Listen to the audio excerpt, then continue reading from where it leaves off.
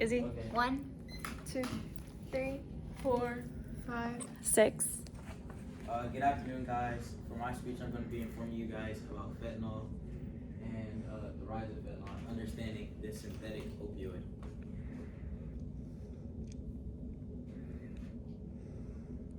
Did you know that 2 milligrams of fentanyl is enough to kill somebody?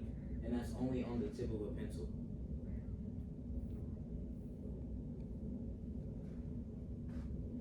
Understanding the rise of fentanyl is essential because of the crisis that is going on in America right now, with everybody overdosing on fentanyl and opioids. So I'm going to be informing you guys today about it and what it is. We're going to be understanding first what fentanyl is and how the drug came to America. It's a synthetic drug that was made in a lab, and synthetic is like a human-made drug, and it was made for the purpose of painkiller, to help people after surgery or if they had severe pain.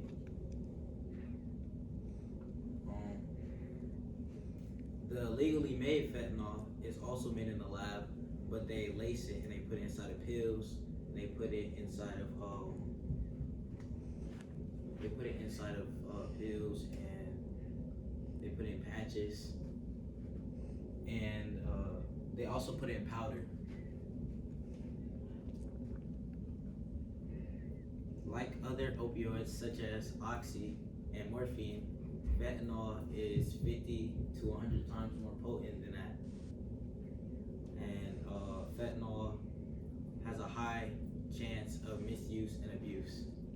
And it's available in different forms: the pharmaceutical, patches, a lollipop,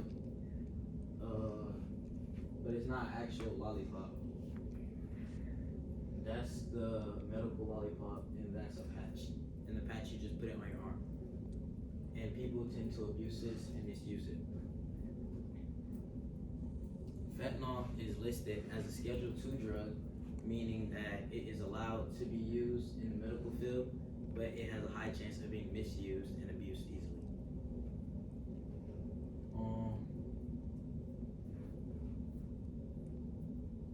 Now I'm going to tell you guys the origin of fentanyl.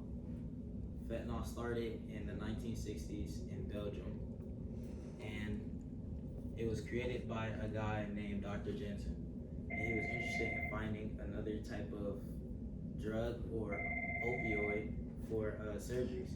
So he ended up making fentanyl, and he found it in the lab, and he found out it was stronger than all the other drugs.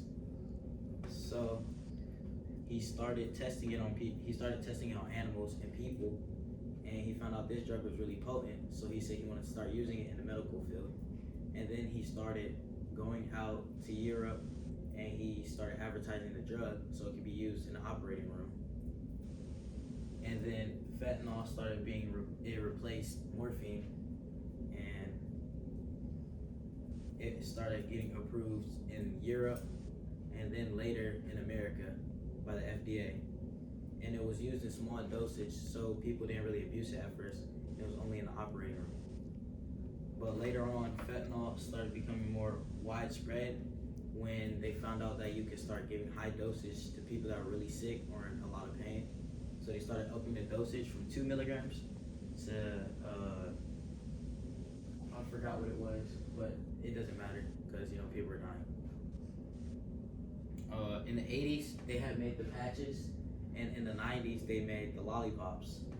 And the lollipop, you put it, I think, in your nose or in your mouth, and it helps you. It helps relieve your pain.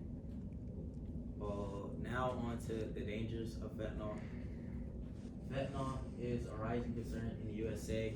As you can see, that guy, he is somebody doing the fentanyl fold because all his muscles, they're like so relaxed that he can't even control them, and his brain is numb. That is a sign of like overdosing on fentanyl. But fentanyl is originally a prescription drug that is made for people with pain, but they started making it legally because it's so easy to create and distribute. It's not a drug that's in high demand, but it's easy to make, so they put it out on the streets. inside of your drugs, like weed and Xanax and all those other drugs and stuff. One of the causes that you can get from doing fentanyl that is very common is respiratory depression. It is when your lungs struggle to breathe, and that it will take a long time to breathe, or you just stop breathing altogether. Fentanyl can also cause a thing called the fentanyl-induced cough, which is where you start coughing a lot and your lungs feel like they're tight and they constrict up. And it can also mess with your brain, the brain pressure, because when you take it, it goes to your brain and it does like a brain stem thing, and it goes to your nerves, and it can cause your brain to hurt, and it can also cause eye pressure.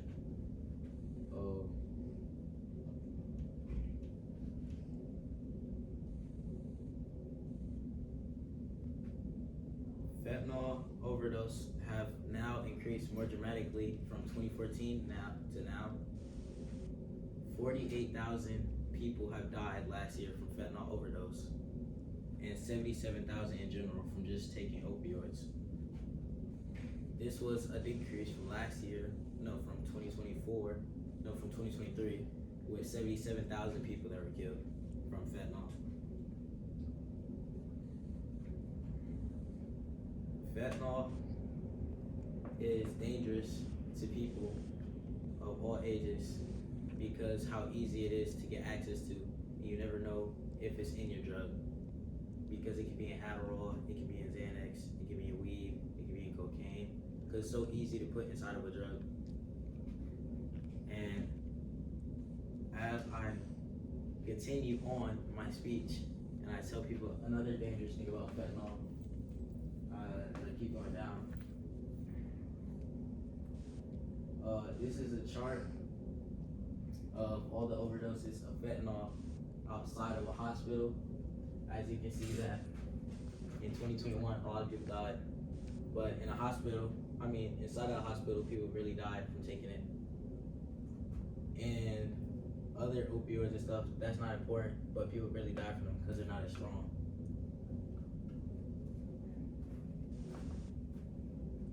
As I conclude my speech, I want to thank you all for coming and listening to this speech. Today I informed you guys about the rising problem of fentanyl and where it comes from and the dangers of it. That is all. Thank you guys for listening.